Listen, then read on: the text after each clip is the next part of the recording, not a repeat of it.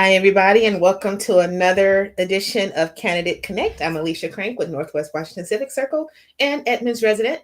And today we have Janelle Cass, who is an incumbent for the Edmonds Port District 1. Janelle, how are you? I'm doing great, Alicia. Thank you so much for having me and putting together all of these discussions. They've been really great. Yeah, and thank you for participating. It really has been educational for me, and I'm sure for a lot of other people as well. So, I was happy to hear that you've been watching them. So, thank you. So, with that, kick it off. You have 2 minutes to tell everybody who you are. Well, okay. I am Janelle Cass, and I'm running to retain my position as Edmonds Port Commission for District Number 1. Even though we have to live in that district, the entire Port District gets to vote, by the way. And it does include Woodway. A little bit about myself is that I'm an Air Force veteran with a degree in civil environmental engineering from the Air Force Academy. I'm also a wife and a mom and a business owner. Something I've never probably shared publicly, though, is that I am the daughter of a special ed teacher, and my father was a PhD air pollution engineer. He was senior advisor on air pollution to both Presidents Ford and Carter. And so I grew up with a tremendous sense of service and to my community, to my nation.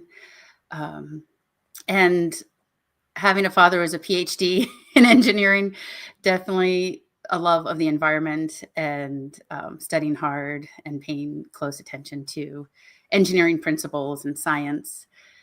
And then both of my parents taught me the love of the water. So my mom is from Hawaii, and my grandmother, my tutu, still swam well into her 90s. And that's just how we connected with family, was getting into the ocean and playing in the waves, and just having a really big respect for the water. And then my father taught me about sailing and again, respecting the water and being good to the environment. Also, he just taught me perseverance, because even though we'd be out on Sailor Sea on a boat race and it was raining and there was no wind and it was cold and miserable and I had homework to do, we never got to quit. So having both that sense of service and the love of the water is why I'm really passionate about serving on Port Commission, because like I said, it's how our family connected. It's how we connected with family or with friends. And I see that every day down at the port, whether people are coming for business, whether they're coming just to walk along the port walk. Weddings take place at the Port of Edmonds. Celebrations of life take place at the Port of Edmonds. And it's just a really special place. And I really do believe it's the heart of Edmonds. And that's why I really love serving on the port, and with people's support and vote, I'm hoping to continue that. Okay. So let's jump into the first crazy question. And again, I asked this of your opponent as well, which is for a lot of people in Edmonds, no one really pays attention to the port stuff until it's time for the election or there's something drastic that's happening down there. And so most voters don't realize that it's not a citywide position. So not everyone that lives in Edmonds can vote for this particular spot, as you alluded to in your introduction. So, what would you say to the average Edmonds person that lives not in any of the districts for Port? Right. Why should they care about this race? Why should they care about who's running for it and who should be in it? Well, we get visitors down at the port from all over.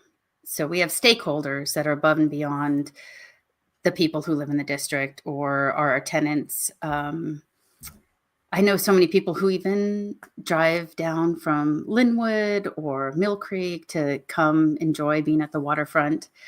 And I think you want to make sure that you have people on the Port Commission who have expertise dealing with environmental issues. So just so to help people understand is that our core principles are environmental stewardship, economic development, being good stewards of the taxpayer dollars, and kind of lost. Like, Mm. obviously, access to the water. Yeah. But again, it's like most people, I think when I first moved here 11 plus years ago, I was like, I will admit, I don't even think I initially voted for somebody in that port position. I'm like, what the heck is this? But then as I got a bit more seasoned, I was like, oh, but that doesn't mean I don't know people that live in one of those districts that I can say, hey, you should support this person. So Right. I always try to tackle that question first, especially when it comes to roles and positions where it's not, going to be on everybody's ballot. It was like, you should still care. Awesome. I Awesome. think so. Yeah. Okay, so I went through your website, so we wanted to kind of talk about some of the stuff that you talked about here. And again, I want to let people know that you are an incumbent. So you were appointed, then you appointed, then you ran, or appointed and now you're running. Yeah. So I was appointed in 2023. Yeah. Okay. So That's June of 2023, and running to retain the seat now. Awesome. So one of the things that's been interesting, and actually I am on the wrong slide, so let me go back. Fun with live. So we're going to talk about first about your dedication to the local business community. And again, this has come off of your campaign website. And again, I knew that I know a lot of things. I knew that you were on the chamber board of directors. I knew that you were a small business owner. But talk more about that, because I think one of the things that seems to be like that linchpin question for people in Edmonds is, one, how long have you lived here? And two, what has been your connection to this city? Sure. Well, first off, I have lived here since 2007, raised my kiddos here. Opened a business in 2018, and in 2019 was asked to be on the board of directors for the Chamber of Commerce. And I really do believe that small businesses are fundamental, both to revenue and vitality of our city. If you look at the port, we are like an economic engine for Edmonds. We have over 80 very diverse businesses on the port property.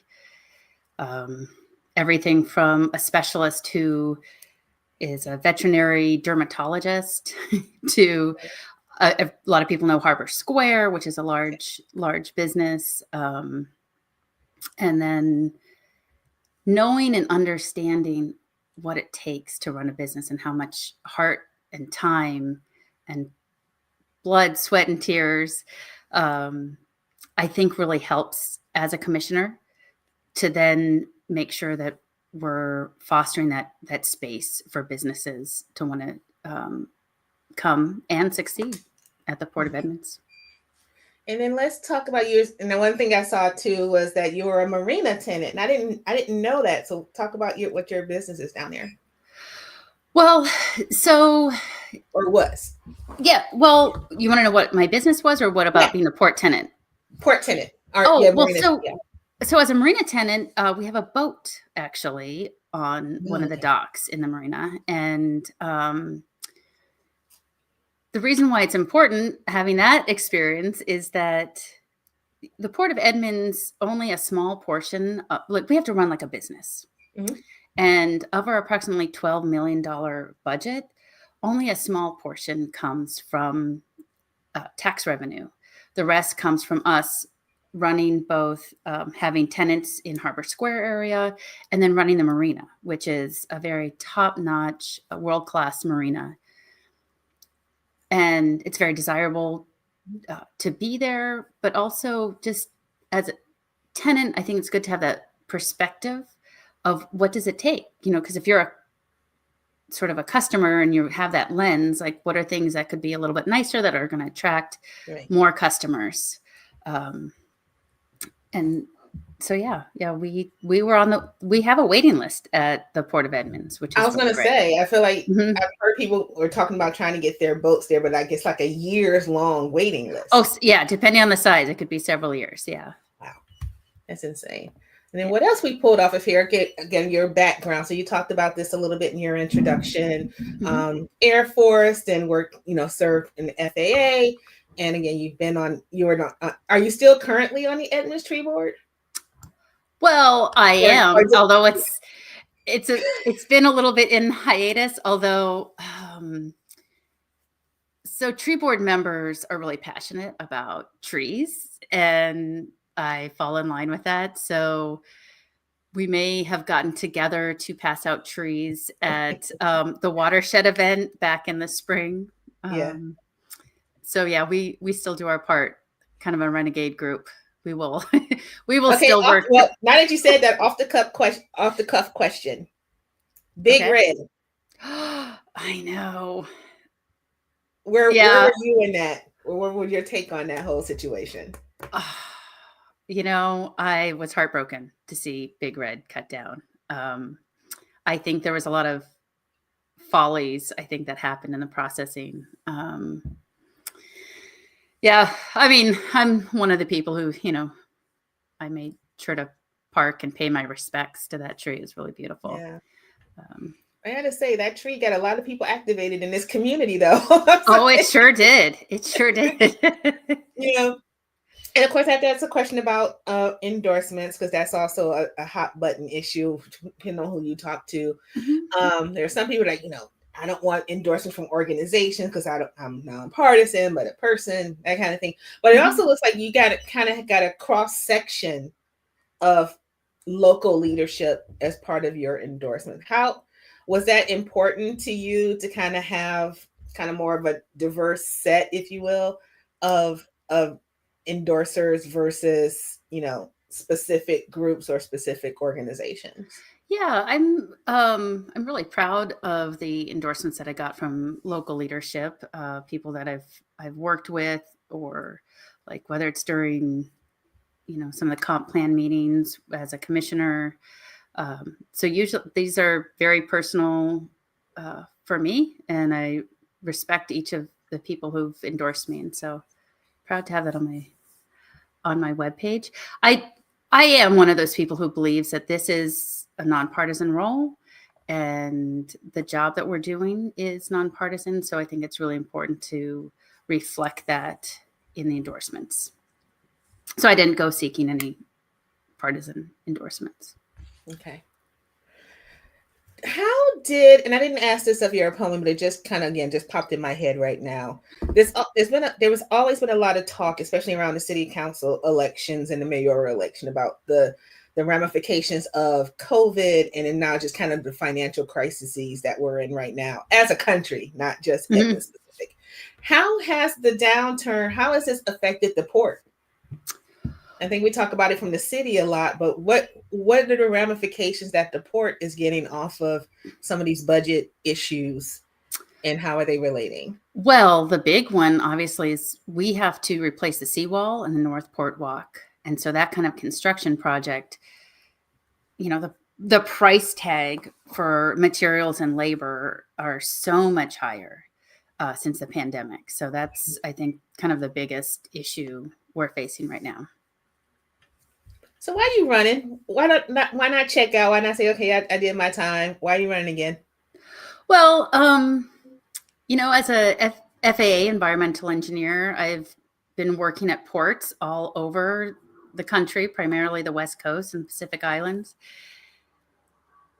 And here I'm using this expertise in other areas, and so it was really wonderful. Sometimes I would come home late after being away at a project in Las Vegas and drive through Edmonds, drive along our waterfront, and because I want to, serve our area, and I've got this expertise, why not bring it to the Port of Edmonds instead of, I don't know, Port of Eugene? We're prettier. Probably. Talk, so talk to me about what is the port's role, or if anything, around kind of this upcoming levy lift? um, Is there any Port. impact to the port at all from a funding perspective, or is there something that's coming out of it that'll be related to the port? Because I think a lot of people are just like, what are the infrastructure? Who's Right. all involved in this? And the port actually would not be, because the levy lift is going to be reflective of property taxes. Because this is public property, our Mhm. tenants pay leasehold taxes. Yeah. And so I do not believe that that's going to have an impact on that from the research that I've done. So Same with the RFA. do you have like a personal stance on it as I a do. resident? As a resident, I absolutely have concerns about the cumulative impacts of all the different taxes, whether it be coming from first we've got the RFA, then you've got the county and state taxes that are going to be increased, and then you have the levy lift. And you went through this a lot with Council Member Will Chen on how that's going to pile on. So I've got concerns about like our seniors and people on fixed income. And, I'm proud to say Port runs like a business. We run in the black and keep a tight budget, and happy to share some tips with the city. But another conversation, right? Yeah, maybe another conversation. Sure. So I want to go into your kind of what your experience has been being an existing port commissioner. But first, I do want to ask you about one thing that broke today, the news that came out that you guys have hired a new executive director. Brandon Baker is our new internal. Yes. So, and I know there are some quiet, not so quiet issues around the former person, Angela Harris, who resigned, and she alluded to something about a change in the organization's culture. Mm-hmm. Can you speak to that at all as a part of what this was like in kind of finding the successor and what that helped you kind of focus or prioritize in hiring the new person? Well, first off, hiring from within, Brandon Baker had applied for that job initially. Mm-hmm. I do commend Angela's foresight for having him become like a deputy executive director, because then that kind of allowed him to kind of mature in his leadership. I mean, he was pretty young, very experienced. Mm-hmm. And I think that gave him some important time to develop a little bit more. And so now he's really ideal candidate as the executive director. So that was some great foresight on Angela's position there. I think we've seen some changes as a commission in terms of maybe how we are at meetings. We're finally coming into that era of, okay. I mean, we're all on Zoom. I think Port Commission could be a little bit more casual historically, but it's very easy to watch the meetings or get the videos of the meetings now. And I think that helps people be more civil and respectful to one another. Let's talk about your time on the port. And I have another little show me and tell things. Mm-hmm. So again, off of your website, you were talking about how it's been an honor to team with the staff and mm-hmm. your fellow commissioners, and making significant progress on key initiatives, including the strategic plan. Do you talk about some of the work that you've done as a commissioner?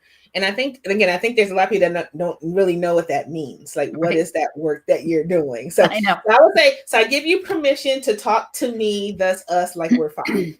It's like, what is that work other than, having those meetings, and I know usually seeing those, published on my Etnis News or what have you. Say, oh, there's another meeting, but what are y'all doing? What is the work that you've been able to do as a commissioner? Well, I mean, definitely setting the priorities for budgeting is really important. Just even establishing the strategic plan mm-hmm. was something that we did. Helping to look and establish a 20-year capital improvement plan, which is something that we didn't have before, because you can imagine we've got some aging infrastructure. I think reaching out to our state and federal representatives on the importance of the seawall and the North Port Walk replacement project, and doing what we can to solicit maybe some funds in that way has been some work we've done. That resulted in, at least from the state funding, we do, very happy to announce, and it made the paper, get $412,000 towards the Mid-Marina breakwater repair. And I think that's a direct result of staff and commission reaching out to our representatives. And you guys have a very colorful strategic plan document on your website. And I'm going to pull up a couple of these because Sure. we had to get to work on these. So if there's any ones that you want to specifically hone in on, I've just pulled up the community partnerships one. So if there's any particular one that you want to hone in on and talk about, go for it. Okay.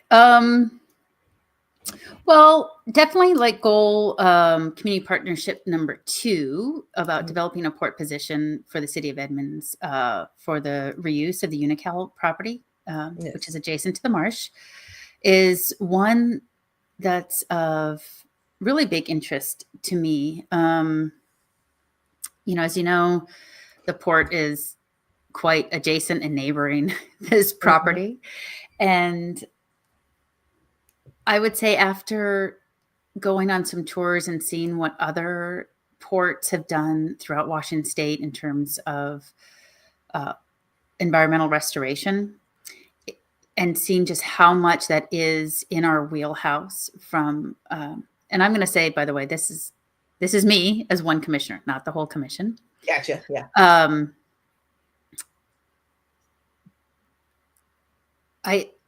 I can see us maybe taking more of a leadership role in helping with the preservation and the restoration of the marsh. Maybe in part because the financial situation with the city is, right now they're in first in line for right of refusal for the Unical property. I do have big concerns because if you look at the Snohomish County 2021 building lands report, it was slated for, it had a 50 unit capacity. And being at several of the public forum meetings around waterfront visioning or the comp plan, resoundingly from the community, they want to see that kept as a natural resource for our community and really for our region. And one of the things that so what we've done as a port or as a commission is that we have set aside a subcommittee. So Commissioner Demick and I, which we are the 2 environmental experts on the commission, we're on a task to gather as much data and information to bring back to the commission to look forward to developing some kind of position paper. You can imagine it's a bit scary, right? Because there's a lot of cleanup or there might be some contamination that's left in place where it's meeting Department of Ecology standards, but they wouldn't necessarily be clean enough to run the daylighting of Willow Creek or to expand the estuary. So there's a lot of complex moving pieces of information, and it's a high financial risk. So the port, obviously, while we've done really great financially, have to be very careful with how you would proceed. Definitely partnership. Everybody's kind of want to see some kind of partnership. And I've been hearing from a lot of community members that there's opportunities for public-private partnerships for doing that restoration.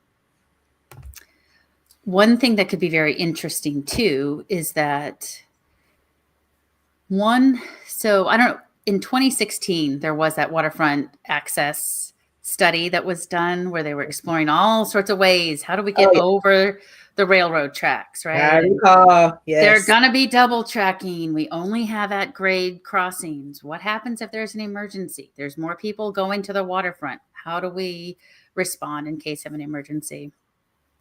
And if you look through that document, one of the alternatives that they looked at was something that that crossed over the railroad tracks, but it came from the Unical property side and then came into port property.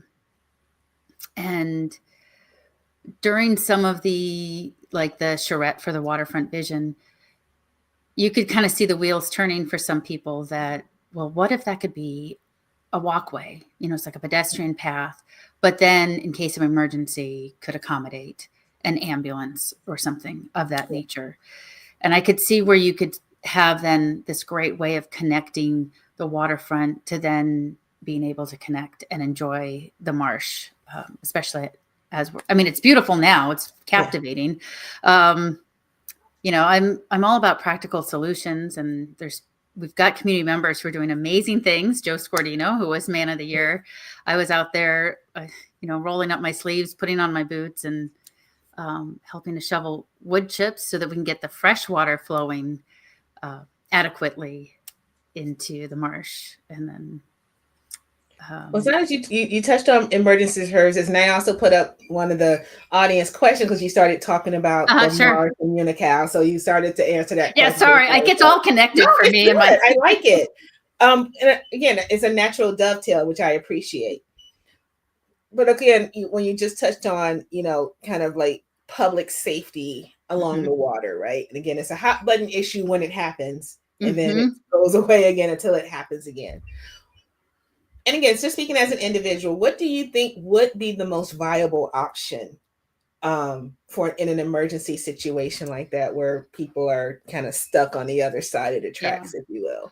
Well, I am proud to say that we make sure that our staff is well trained in CPR and response. In fact, you might recall about last year, 2 of our employees helped perform CPR and AED and save a man's life at the port.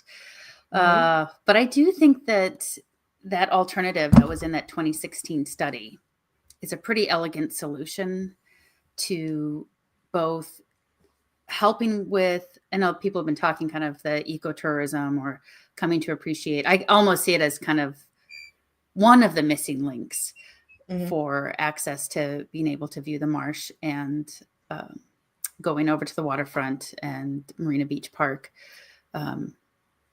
But I do think it would be wonderful.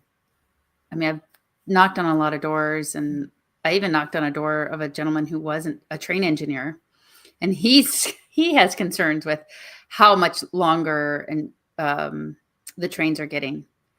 So the likelihood of blocking both of the at grade paths that we have right now, it's one of those things that could be rare but significant. Yeah. I want to tap into one of the other groupings of your strategic plan. Now, you talked about being environmental experts. So the sustainable operating goal. So putting on that hat of being one of the environmental experts. Are there any of these you want to talk to specifically around that?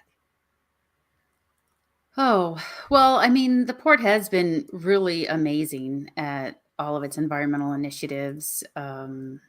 Really great best management practices when it comes to whether it's like cleaning the boats or even in the boat yard. They led the way on establishing filtration that used old oyster shells to help accumulate copper, because that's one of the contaminants that zinc and copper are the two that can be harmful to the fish. And so by having these in our storm drain system, it helps to take that out of the stormwater before it goes out to the Salish Sea. And then finally, I want you to talk about one of the financial goals, because it's all about money, numbers these days, right? So as part of your role on being on the commission and helping create some of these strategic plan goals, any of these you want to touch upon? Well, I will say we did vote in our 20-year capital improvement forecast. So I'm happy to say that we've done that. And then let's see, what's one of the ones to talk about? We've been looking at some growth opportunities, and probably that fits along the line of some of these goals as developing more businesses, is that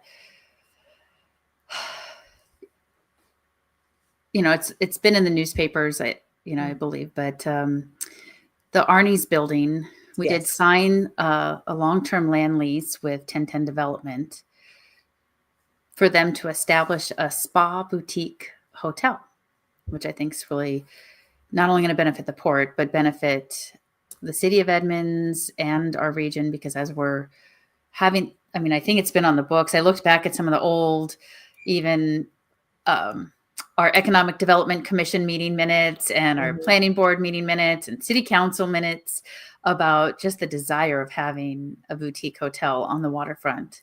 And we're super excited to see that happen, because as people come in and they visit, they stay overnight, they'll be spending more money, contributing to improvement in our local economy. So we're really excited about that. How has the community feedback been on that? Are you seeing it kind of 50-50? Majority of people want it. It felt like minority that's like traffic, parking, because that's always a thing, right? Yeah, there can always been like.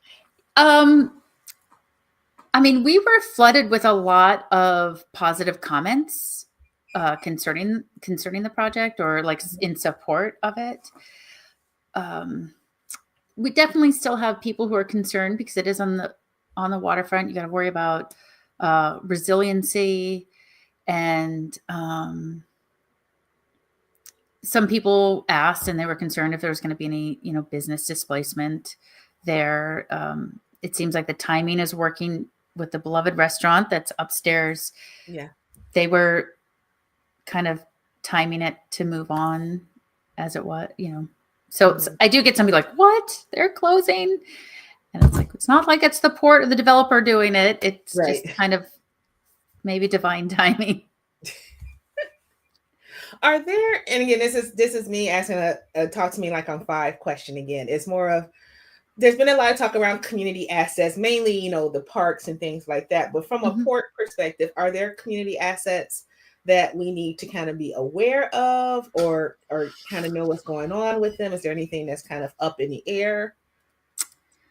No, I mean, we're making the use of all the property that the port owns, and really, I think, doing a great job of balancing access for people. I don't know if you know this, but when we built our new administrative building, we put it on the other side of Admiral Way and away from the water, so that when the old building gets demoed, that can become a public plaza. So if anything, we're trying to increase public access to the water and use of the water. So, or what's the timing on that? In general, good question. Within 2 years. Let's give it about 2 years. Okay. Call me 2 years. I didn't realize that building was being torn down. Okay. It is. It's really well past its life, and there was a lot of issues that would be exorbitantly expensive to mitigate. And again, this allows like just wonderful access. I don't know if you know. Have you come down to like C Notes? Not recently. Okay. I've been delinquent. I need to get down there. Yep. The staff has done a great job of partnering with like Edmonds schools, bringing jazz and great music throughout all of the summer. And so this can be space that we can expand, and have other attractions there as well. Or people can just fun. Hang out. Aren't we getting the Christmas boat? Did I see something? We are the Argosy Christmas boat. Yep. That's going to be really cool. How did that come about? Was that something through you guys, or is that something completely separate? And well, I've got to give credit to our Director of Economic Development for pursuing that. I think it's something that we had years and years ago, and then probably dropped off a little bit before COVID, maybe lack of demand, but I think it's pretty exciting to have it back up and running. That's going to be cool. And that's in addition to the other holiday events that we sponsor. That's going to be major. Okay. Yeah. So now we're going to go into audience questions, and we have quite a few. Okay.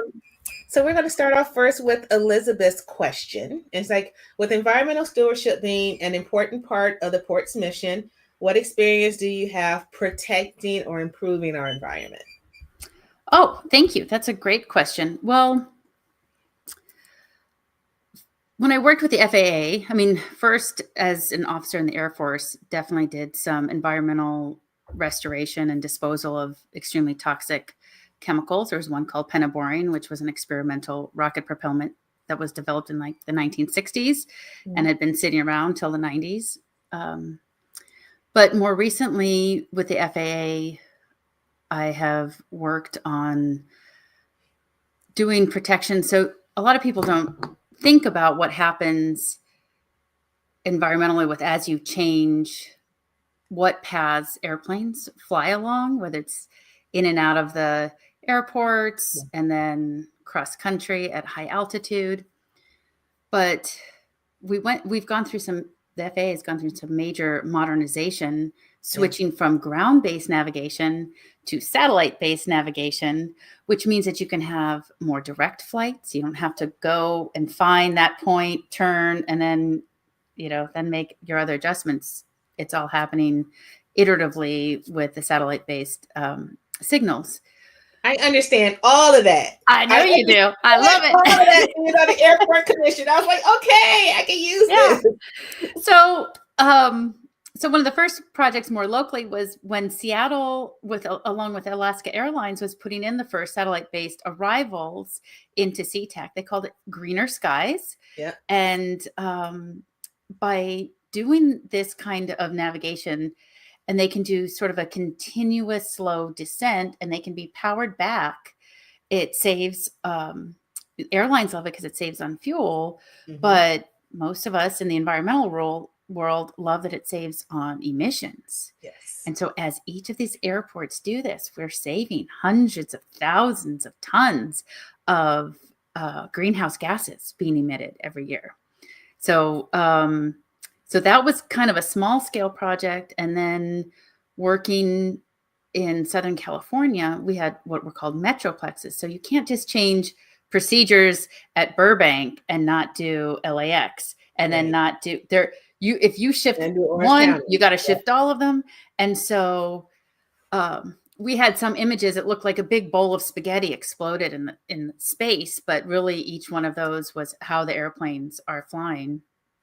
And being able to communicate what that means to people on the ground and doing public outreach is really how I kind of fell in love with wanting to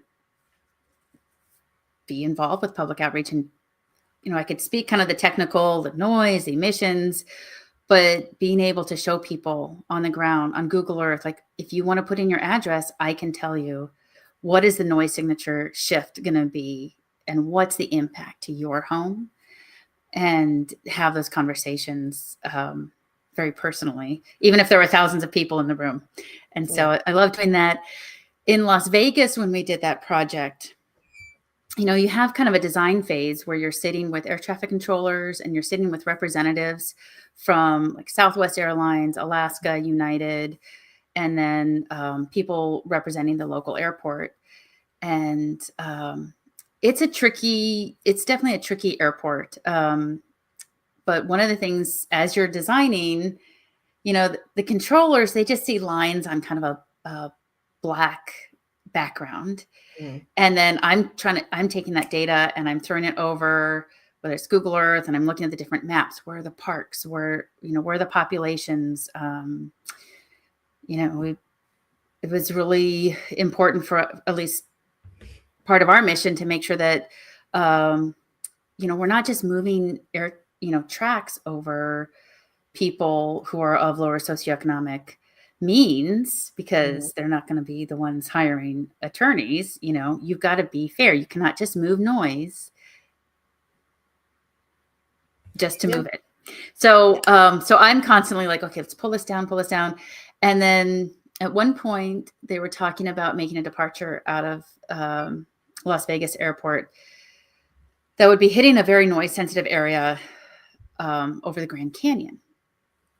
And before that was an arrival. And so I said, okay, guys, by the way, in the 1990s, the FAA signed an agreement with Department of Interior that when we had the technology to help reduce aircraft noise over the Grand Canyon, which is challenging because it's quite a large expanse underneath the airplanes, it was not popular at all, but it was the right thing to do. I mean, I had controllers get up and leave the room. They were really angry. What we were able to do, though, was then through kind of the consultation and outreach to parks and tribal nations and other departments like Fish and Wildlife Service, and then bring them into the conversation about why it's important in these areas to reduce noise. Yeah. And they're all in the same room talking, kind of like how you're doing this, you're having conversation with lots of people. They understood. And they said, well, let's see what we can do. And so the outcome was that they were able to shift those aircraft in such a way that the noise and they could reduce flights over those noise sensitive areas.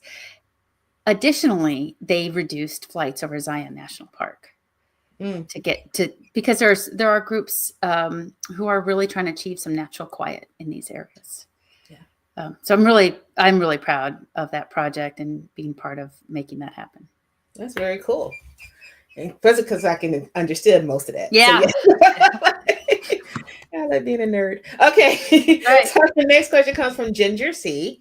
And she wants to know, from your experience being on the commission, what are 3 of the most important traits a commissioner needs to display in this role? Right. Well, I think listening, obviously, is really important. Being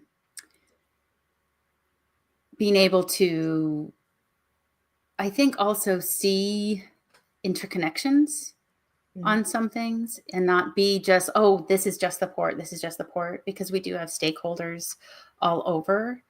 And then I would say, just being a good team player as well, because we are a commission of 5. Yeah. And we're, it's a small staff. So, I think we've got to be able to carry our weight, do our own homework. And how big is the port staff? We've got about 30 people on staff. Okay. You never think about that. I know, okay, right? And then the last question I have for you, and I'm gonna couch this a little differently because I want to tap into kind of the limited history I do have with you as someone that has run for offices before. Yeah.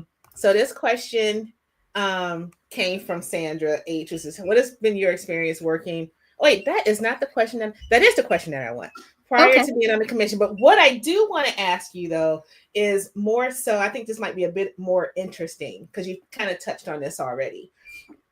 I'd be interested to hearing what it's been like for you, because you've ran for city council, you've ran for a state role, and now, and then you were successful in being appointed to port.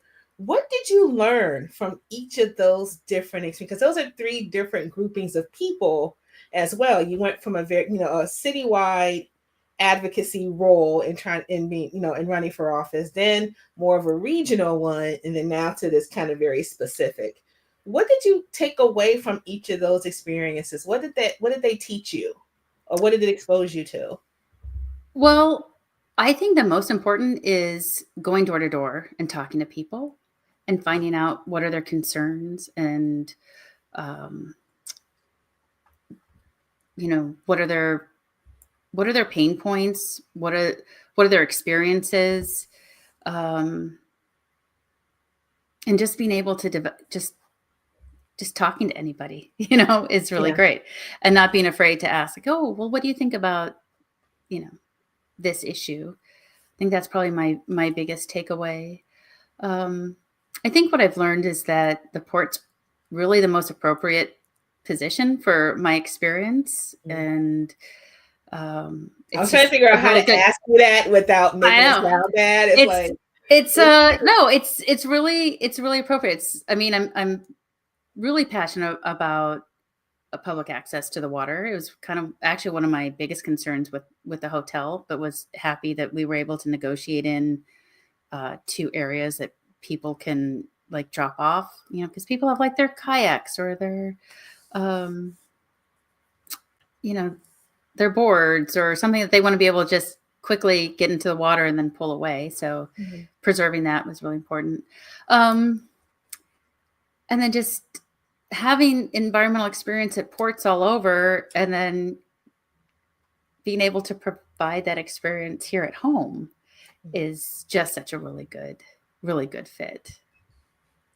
And so there's three of the positions are up for election. Mm-hmm. You're the only one with a opponent. Yeah.